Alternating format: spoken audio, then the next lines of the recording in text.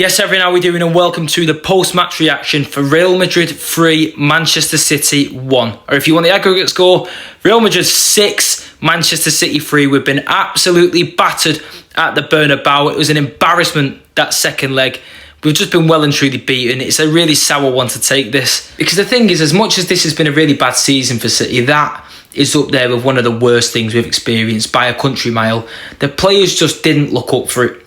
And it's a good contrast between the first leg. You know, at the end of the first leg, and in my preview I was talking about how I felt at the end of that game, the first leg. And I was saying about how I wasn't angry at the boys, no matter the fact that we, thrown it away in the last minute and capitulated for the 100th time this season. I seen in that first leg 100% effort from every man that started, every man that came off the bench, everyone put 110% in, and they worked and worked and worked, and they looked defeated, they looked distraught because the effort that they put in, they'd thrown away. And I didn't criticise anyone.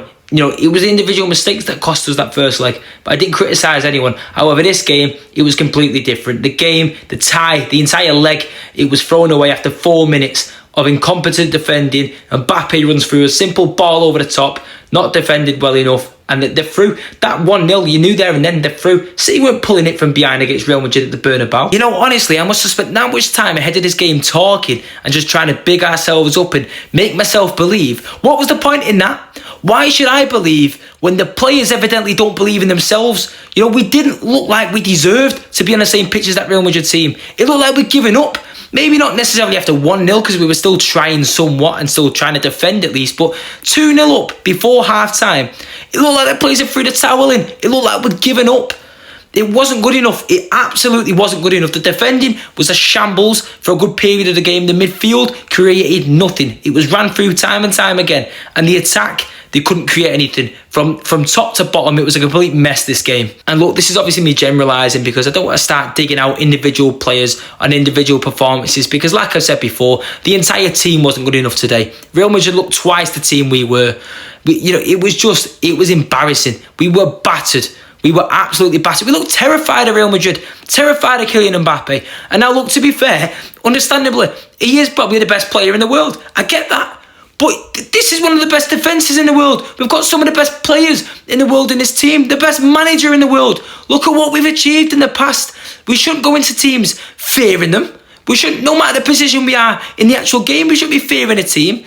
It took me back to a few seasons ago at the Etihad when we ran riot against Real Madrid, beat them 4-0. It was like that. Real Madrid back then couldn't get a glove on us. It was total dominance from City. But it was that, just roles were reversed today.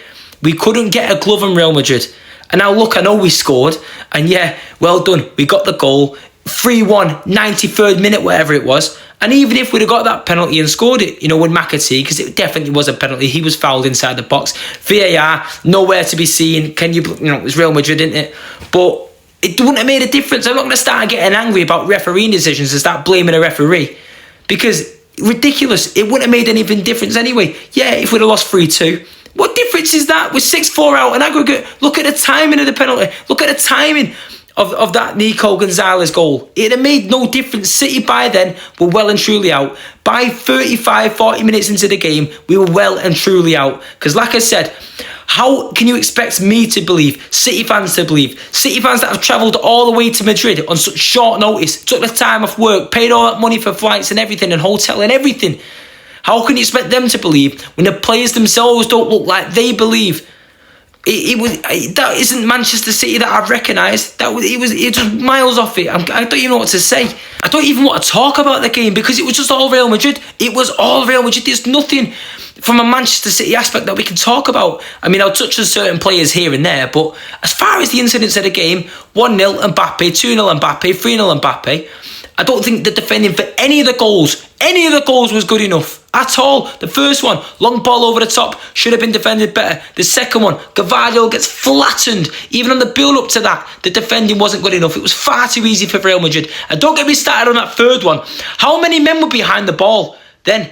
I'm looking at players shouting at the linesman, putting their arms in the air. Focus on the game. Focus on the game. Bellingham's got the ball at his feet. Mbappe's got the ball at his feet. These are some of the best players in the world you're defending against. You're 2-0 down. Focus on the game.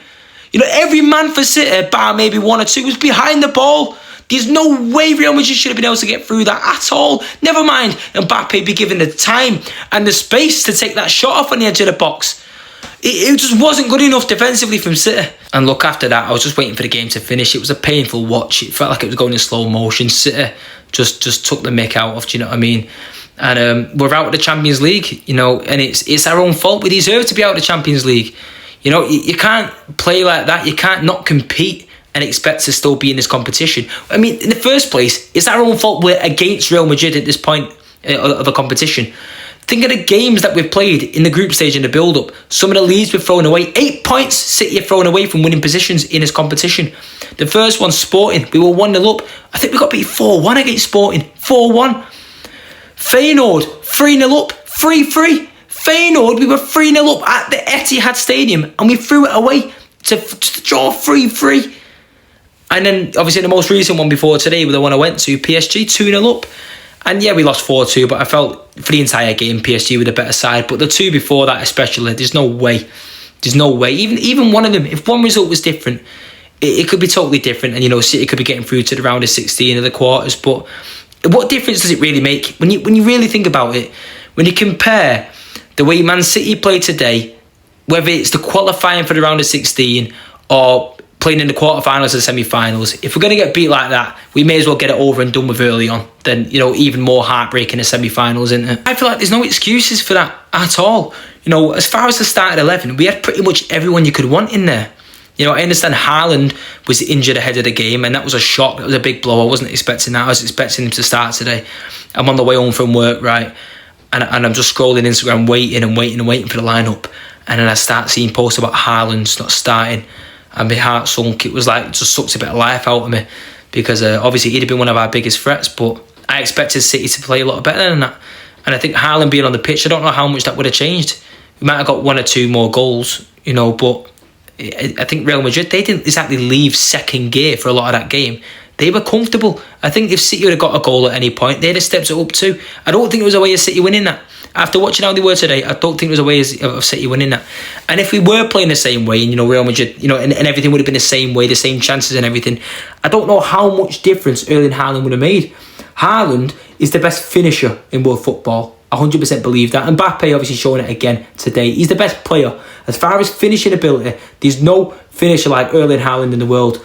But he needs to be given chances. He needs to be provided with chances. Do you know what I mean? And there was none of that. There weren't any creativity today. There wasn't, you know, Haaland would have got no service. Rudiger would have had a field day again. And so I don't think Haaland's an excuse. Yeah, I understand John Stones, it's a massive blow. Once again, he's injured. But we take him off for Nathan Ake. Again, another fantastic centre-half. Obviously, Rodri's injured, but Rodri's been out all season. We can't keep using this Rodri reason. Other than Rodri being out, that lineup is one of City's best possible lineups, in my opinion. And there's no reason for us to play like that. Now, I do want to touch on a few individuals here. Some good reasons, some bad reasons. But, you know, there's a few talking points rather than the actual game. And I'll start off from the bottom upwards. Ederson. Now, surprise, surprise, he's getting a lot of criticism from City fans. He's for some reason, all of a sudden, this past year or two, he's become like a hit and miss person. As far as, you know, the opinion of a lot of City fans online, I don't understand it. For me, I think he's still a brilliant goalkeeper, and I don't really put any blame on him as far as today. He made a few big saves, actually, a fantastic save in the second half against Kylian Mbappe. The first goal, yeah, I think he probably could have dealt with a little bit better. You know, I was always taught from young as a goalkeeper, you're coming out. If you're coming out, you come out and you deal with it. If not, you stay closer to your line and you don't put yourself in a bad position. And I think his positioning wasn't great. But as far as the second and third, that is mainly down to the defence. I don't think Ederson, and some of Mbappe's shots today, they were unstoppable. So yeah, look, I know he's going to get a lot of criticism, but he's a scapegoat for a lot of City fans online that just needs to find things to pin on. And yeah, I'd leave Ederson alone, to be honest. I don't think there was that much wrong with his performance. Kusanov at right back. Now, I was actually quite impressed with Kusanov as far as the performances on the pitch and the way that City played as a team. Don't get me wrong, I think it was a little bit of a difficult start for him. Vinicius Jr. got the better of him on his first one-on-one. But after that, yeah, I don't think Vinicius Jr. had that good of a game today. I don't think he was anywhere to be seen. And, you know, part of that might have been just Mbappe taking all the spotlight and taking all the chances. And, you know, Real Madrid had a lot of fun on that right-hand side, you know, cutting in the middle and playing Mbappe. But as far as when you compare it to the first leg as well, you know, Vinicius, he had a lot of fun in that second half against City. Today, I think Kusanov did pretty well. You know, as far as your first Champions League game ever, you know, you're still learning English. You're still, you know, he's not exactly gelled with the City team. He's only been here a few weeks, and you've played against Chelsea, played against Real Madrid at the Bernabeu. I don't fault Kusanov. I thought actually today he's one of the few players that, because you know what is, he can walk out with his chest out and say, I did my best today. I worked hard, and I think he actually got the better of me for a lot of the game. Now, I do want to speak about the two centre-halves, and we may as well start off with the big story of John Stones obviously coming off injured after, 10 minutes. And it's a big blow for City, and obviously John Stones, for him personally, because he's struggled the past year or two to stay fit, you know, find that consistency in his fitness. He comes back and we lose him again, and then we come back after 2 months and we lose him again. And he just can't play consecutive games, not 3 or 4 on the bounce. And look, City know this, and we obviously in an ideal season we wouldn't be asking him to do this kind of thing. If Ake was 100% fit to start today, he'd have probably started him. If Akanji was fit, would he have been playing against Newcastle? I don't know. We know what Stones is like, but it's difficult. You know, they say the best ability is availability, and that's what Stones has struggled with over the past 2 seasons. I hope it's not a serious one, but I think there might be discussions to be had about John Stones, because as good as he is, the guy's struggling at the minute, and it's damn it, it's hurting City as much as him. Do you know what I mean? So, look, I can't question him as far as a footballer. I think he's fantastic, and in that first leg, like I said in the preview, I think he was our best player. So, you know, it was a big blow. Seeing him go off, it just put the nail in the coffin, and we were only 10 minutes into the game. You know, it was a big blow. And as far as Diaz, obviously, I think that first goal, he'll know himself, he should have defended that better.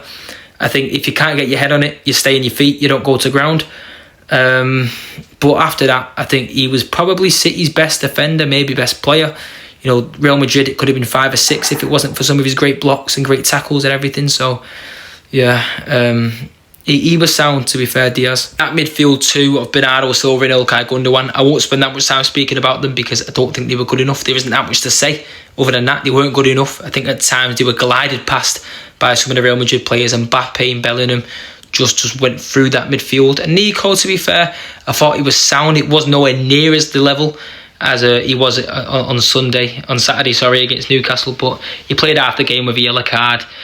It's Newcastle or Real Madrid, do you know what I mean? It's light a day, so he'll get there. But yeah, the two midfield, the midfield wasn't good for City today. It wasn't good. And as far as the attack, I thought Phil Foden was missing for large periods of the game. Likewise with Savinho. I felt with Savinho, it didn't matter where he was on the pitch today. He couldn't get into the game. He spent a lot of the first half with his back to the defenders in the middle.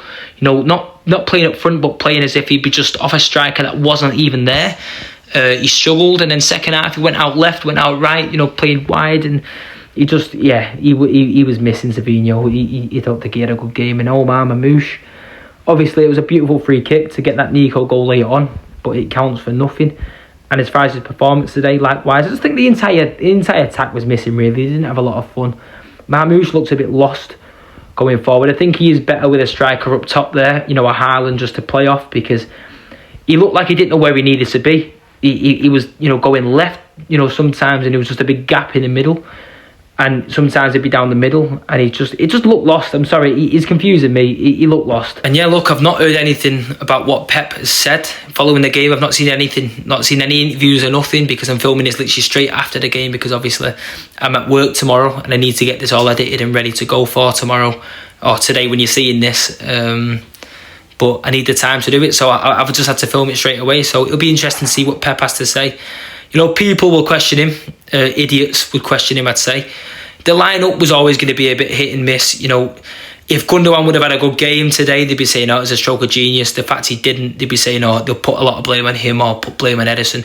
I've noticed this season especially, there's a few individuals in the City team that a bit of a toxic online fan base like to poke at. Gundogan, Bernardo, Edison. Yeah, they weren't good enough today, but the entire team wasn't good enough. It's not fair to, you know, to pin on individuals. I don't think it was exactly the wrong lineup. You know, I feel like you can't win really, and I'm going to make a TikTok on it actually, because I think it makes more sense to speak on there. That's where I'll be getting a lot of my comments regarding that. So I think it makes a lot of sense to speak on there. But Pep Guardiola can't win in a lot of these games. If he starts Gundogan or if he starts Bernardo Silva and De Bruyne's on the bench, when we lose the game, why on earth is De Bruyne on the bench the entire game? But then if he starts De Bruyne and he leaves, another individual on the bench, it's as if, why on earth are you playing a finished De Bruyne, blah, blah, blah. He can't win. He cannot win. I'm not going to blame Pep. I'm not going to question him. I'm just happy he's here, to be honest. You know what I mean? I've seen one quote that he said about he still wants to stay at Manchester City, of course. Yes. And Pep, I love you. This ain't your fault. I want you to stay as well. Do you know what I mean? But yeah, there's not that much more to talk about, is there? As far as what's left to go for the season, obviously that's the Carabao Cup route for. I'm not bothered about that. But the Champions League, we're now done before the round of 16s, something that I did not expect to be saying at the start of the season. But we've got an FA Cup that we've still got to play for. We've got Plymouth next. Play them in a couple of weeks. And obviously top four, if we want to play in this competition next season and try and regain some of our dignity in this European competition and some of our pride as a European club, then the only way to do that is finishing in the top four. We've put ourselves in a good position right now. We've climbed back a lot of spaces. We're fourth, 3 points off third. We've got a huge game on Sunday in Liverpool. So, yeah, that's really the aim now. Try and win an FA Cup and get top four Champions League football. I'm not saying we'll do both of them, but the priority at least has definitely got to be to get back into this competition, get back at chance of facing teams like Real Madrid and, fighting on a European front. So, yeah, it's going to be a tough one to swallow. It might take us a couple of days to get over that, just the way it went. It was just total annihilation, wasn't it? We didn't look up for it at all, but that's that, isn't it? It's just the way it goes sometimes. And you can let me know your thoughts in the comments of the game, of this video. I'm sorry to the City fans that went there. I was close to going myself. If I'd have been able to get tomorrow off work, or today, like I said when you're watching this, I'd have been there. I'd have been on the way home now. So swings and roundabouts, isn't it? I saved myself a few £100. But yeah, it wasn't to be. We just weren't up for it. Real Madrid, to be fair, the far better team. They absolutely deserved it, especially over the two legs. They were probably better in their first leg, definitely better in the second leg. And yeah, there's still a bit to fight for this season. Get behind the boys. Huge game on Sunday for Liverpool. And yeah, I'll see you for the preview then. The preview probably be out tomorrow, won't it, to be fair? Either tomorrow or Saturday. So yeah, I'll see you then. Thank you for watching. Subscribe to the channel if you've not already. And yeah, on to the next one's Blues. Heads up. Come on, City.